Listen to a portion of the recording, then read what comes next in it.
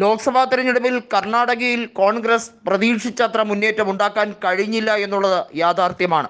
അതുമാത്രമല്ല, കഴിഞ്ഞ തവണ കോൺഗ്രസിന് വേണ്ടി ജയിച്ച ഒരേ ഒരു ലോക്സഭാ സ്ഥാനാർത്ഥി എന്നത് കർണാടകയിൽ ഡി കെ സുരേഷാണ്. ഡി കെ ശിവകുമാറിൻ്റെ സഹോദരനായ ഡി കെ സുരേഷ് ഇത്തവണ പക്ഷേ ബാംഗ്ലൂർ റൂറൽ മണ്ഡലത്തിൽ പരാജിതനായി. കഴിഞ്ഞ ലോക്സഭാ തെരഞ്ഞെടുപ്പിൽ അദ്ദേഹം നേടിയ മിന്നുന്ന വിജയം ഇക്കുറി ആവർത്തിക്കാൻ കഴിഞ്ഞില്ല. ഇത്തവണ കോൺഗ്രസിൻ്റെ ടാലി 1 നിന്നും 9 ഉയർന്നെങ്കിൽ പോലും അതിനകത്ത് ഡി കെ സുരേഷ് ഇല്ലായിരുന്നു. ശിവകുമാറിന് അത് വ്യക്തിപരമായി ഒരു നഷ്ടം തന്നെയായി കണക്കാക്കുന്നുണ്ട്. എന്നാൽ കുമാരസ്വാമി നിലവിൽ ചന്നപട്ടണ നിയമസഭാ സീറ്റ് രാജിവെച്ചുകൊണ്ടാണ് നിലവിൽ ലോക്സഭ എം പി ആയത്. മാണ്ഡ്യയിൽ നിന്നാണ് അദ്ദേഹം തിരഞ്ഞെടുക്കപ്പെട്ടത്. അദ്ദേഹം നിലവിൽ നരേന്ദ്രമോദി ക്യാബിനറ്റിൽ മന്ത്രിയാണ്. അദ്ദേഹം രാജിവെച്ച സാഹചര്യത്തിൽ തീർച്ചയായും ഉപതെരഞ്ഞെടുപ്പ് നടക്കുന്ന സാഹചര്യമാണ്.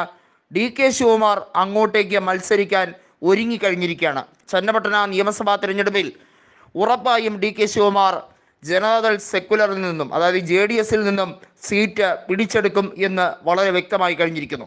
JDSനെ സംബന്ധിച്ചിടത്തോളം നമുക്കറിയാം, കഴിഞ്ഞ നിയമസഭാ തെരഞ്ഞെടുപ്പിൽ തകർന്ന് തരിപ്പണമായ പാർട്ടിയാണ്.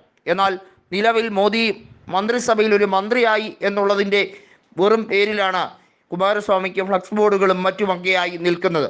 പ്രജ്വൽ രേവണ്ണയുടെ സെക്സ് ടേപ്പ് ഉൾപ്പെടെയുള്ള വിഷയങ്ങൾ ശരിക്കും ആ പാർട്ടിയെ ദ്രോഹിപ്പിക്കുകയാണ് എന്ന് വേണമെങ്കിൽ പറയേണ്ടി വരും. അത്രയധികം നാണം കെട്ട് കുത്തുപാളയെടുത്ത് നിൽക്കുമ്പോഴാണ് ആശ്വാസകരമെന്ന രീതിയിൽ നരേന്ദ്രമോദി ഇത്തരത്തിലൊരു ഓഫർ കൊടുക്കുന്നത്. എന്നാൽ കുമാരസ്വാമിക്ക് വലിയ ക്ഷീണമായിരിക്കും ഇനി അങ്ങോട്ട് സംഭവിക്കാൻ പോവുക എന്ന് വ്യക്തമായി തന്നെ കോൺഗ്രസ് പറയുന്നുണ്ട്. കാരണം ഡി കെ ചന്നപട്ടണ പിടിച്ചെടുക്കും എന്ന് ഏറെക്കുറെ ഉറപ്പാകുന്ന രാഷ്ട്രീയ സ്ഥിതിയിലേക്കാണ്. അങ്ങനെ വരുമ്പോൾ തീർച്ചയായും അദ്ദേഹം മത്സരിച്ച് റെക്കോർഡ് ഭൂരിപക്ഷത്തിൽ ജയിച്ച കനകപുര നിയമസഭാ മണ്ഡലത്തിൽ ഉപതെരഞ്ഞെടുപ്പ് വേണ്ടിവരും. കാരണം ഡി കെ ശിവകുമാർ പ്രതിനിധീകരിക്കുന്നത് കനകപുര നിയമസഭയിലാണ്. 1,22,000 എന്ന റെക്കോർഡ് ഭൂരിപക്ഷമുള്ള കനകപുരയിൽ കോൺഗ്രസ് സ്ഥാനാർത്ഥിയായി ഡി കെ സുരേഷിനെ, അതായത് തൻ്റെ സഹോദരനെ മത്സരിപ്പിച്ചാൽ വിജയം സുനിശ്ചിതമാണ് എന്നുള്ളത് ഉറപ്പാണ്. അതിനുള്ള രാഷ്ട്രീയ നീക്കമാണ് ഇപ്പോൾ ഡി കെ ശിവകുമാർ നടത്തുന്നത്. തീർച്ചയായും JDSൻ്റെ അവസാന പ്രതീക്ഷയും നഷ്ടമാക്കുന്ന രീതിയിലേക്കുള്ള നീക്കമാണ് ഡി കെ ശിവകുമാർ നടത്തുന്നത്. അതുമാത്രമല്ല, ചന്നപട്ടണയിൽ മത്സരിക്കുന്നതോടുകൂടി കോൺഗ്രസിലേക്ക് JDS പ്രവർത്തകർ ഒഴുകിയെത്തും എന്ന കണക്കൂട്ടൽ കൂടി ഡി കെ ശിവകുമാറിനുണ്ട്. കേവലം മത്സരിച്ച് സഹോദരന് വേണ്ടി സീറ്റ് നേടിക്കൊടുക്കാൻ വേണ്ടിയുള്ള ശ്രമമല്ല ഡി കെ നടത്തുന്നത്. JDSനെ ഒന്നോടെ പൊളിച്ചെടുക്കാൻ വേണ്ടിയുള്ള രാഷ്ട്രീയ നീക്കം ഡി കെ നടത്തുകയാണ്.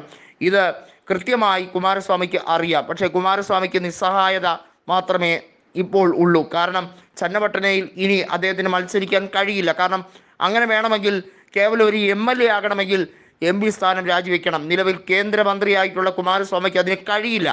ഇത്തരമൊരു രാഷ്ട്രീയ നഷ്ടം സഹിക്കാൻ അദ്ദേഹത്തിന് തയ്യാറുമല്ല. അതുകൊണ്ട് തന്നെ ചന്നപട്ടണയിൽ തീർച്ചയായും JDSൻ്റെ രാഷ്ട്രീയ മോഹങ്ങൾ അവസാനിപ്പിക്കാൻ തന്നെയാണ് ഡി കെയുടെ നീക്കം.